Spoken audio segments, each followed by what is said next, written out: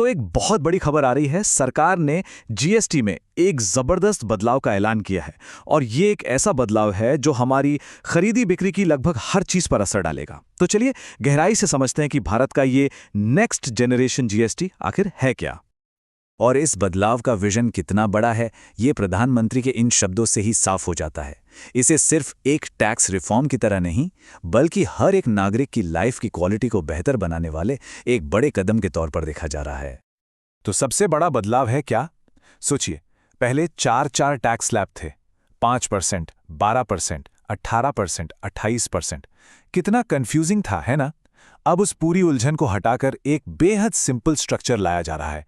अब मेनली सिर्फ 2 रेट्स होंगे और कुछ गिनी चुनी चीजों के लिए एक तीसरा स्पेशल रेट। इसी सरलीकरण में इन सुधारों की जान बसी है। तो आज हम क्या क्या देखने वाले हैं? सबसे पहले ये नया सिंपल टैक्स है क्या, फिर आम लोगों को क्या बड़ी राहतें मिल रही हैं, हमारी रोजमर्रा की चीजों की कीमतें कैसे बदलेंगी, बिजनेसेस के लिए क्या आसान हुआ है, और हाँ, ये सब लागू कब से होगा। चलिए सबसे पहले बात करते हैं इस सबसे बड़े बदलाव की। ये जो सरल टैक्स है, ये असल में काम कैसे करेगा? देखिए, नया सिस्टम कितना सीधा और साफ है। 5% का मेरिट रेट है जरूरी सामान के लिए, 18% का स्टैंडर्ड रेट है लगभग बाकी सब चीजों के लिए, और 40% का डीमेरिट रेट सिर्फ उन चीजों के लिए है जिनके इस्तेमाल को सरकार कम करना चाहती है। मतलब अब टैक्स सिस्टम में कोई कंफ्यूजन नहीं। चलिए अब उस हिस्से पर आते हैं जिसका हम सबको इंतजार है, वो बदलाव जो सीधे सीधे हमारी जेब और सेहत पर असर डालेंगे। सरकार ने यहां आम आदमी को राहत देने पर खास फोकस किया है। अब तक होता ये था कि जब भी कोई अपने लिए या परिवार के लिए लाइफ या हेल्थ इंश्योरेंस पॉलिसी लेता था तो उस पर 18% जीएसटी लगता था। और अब ये 18% से सीधा हो गया है 0%। जी हां, बिल्कुल सही सुना, 0। अब किसी भी पर्सनल लाइफ और हेल्थ इंश्योरेंस पॉलिसी पर कोई जीएसटी नहीं लगेगा। मकसद साफ है, इंश्योरेंस को सस्ता और आसान बनाना, ताकि ज्यादा से ज्यादा लोग अपनी फाइनेंशियल सिक्योरिटी पक्की कर सकें। और ये राहत सिर्फ इंश्योरेंस तक ही नहीं है, हेल्थ केयर के खर्चों में भी बहुत बड़ी कटौती की गई है।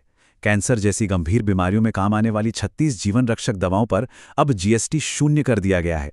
यही नहीं, बाकी सभी दवाइयों पर भी टैक्स 12% से घटाकर 5% पर ला दिया गया है, और ग्लूकोमीटर जैसे मेडिकल डिवाइस भी अब सस्ते हो जाएंगे। ठीक है, तो अब जरा अपनी रोज की शॉपिंग लिस्ट पर नजर डालते हैं। देखते हैं कि किराने के सामान से लेकर बड़े खर्चों तक क्या क्या सस्ता हो रहा है। किचन के बजट वालों के लिए तो ये बहुत अच्छी खबर है। दूध, पनीर, रोटी, पराठा जैसी रोज की जरूरतों पर अब कोई जीएसटी नहीं लगेगा। और तो और मक्खन, घी, कॉफी, चॉकलेट्स जैसी चीजों पर भी टैक्स कम कर दिया गया है। मतलब महीने का किराने का बिल अब कम हो सकता है। अच्छा, ये सिर्फ खाने पीने की चीज़ों तक ही सीमित नहीं है। हमारे पर्सनल केयर प्रोडक्ट्स जैसे हेयर ऑयल, शैम्पू, टूथपेस्ट, साबुन, इन सब पर टैक्स 18% से घटाकर सीधा 5% कर दिया गया है। यहाँ तक कि साइकिलें भी सस्ती हो गई हैं। और अगर कोई बड़ी खरीदारी का प्लान बन रहा है तो ये सुनिए, सीमेंट, छोटी कारें, बाइक्स, टीवी और एसी, ये सब जो पहले 28% के सबसे ऊंचे स्लैब में आते थे, अब सीधे 18% के स्टैंडर्ड स्लैब में आ गए हैं। मतलब 10% की सीधी सीधी बचत। ये घर बनाने या नई गाड़ी लेने वालों के लिए एक बहुत बड़ी राहत है। अब सर्विसेज की बात करें तो वहां भी खर्चे कम हो रहे हैं। 7,500 रुपये प्रति रात से कम वाले होटल में रुकना अब सस्ता होगा, और साथ ही जिम, सलून, योगा सेंटर जैसी वेलनेस सर्विसेज पर भी जीएसटी 18% से घटाकर 5% कर दिया गया है। तो ये तो हुई आम लोगों की बात, लेकिन इन सुधारों का एक बहुत बड़ा मकसद देश में व्यापार करना, खासकर छोटे व्यापारियों के लिए आसान बनाना भी है।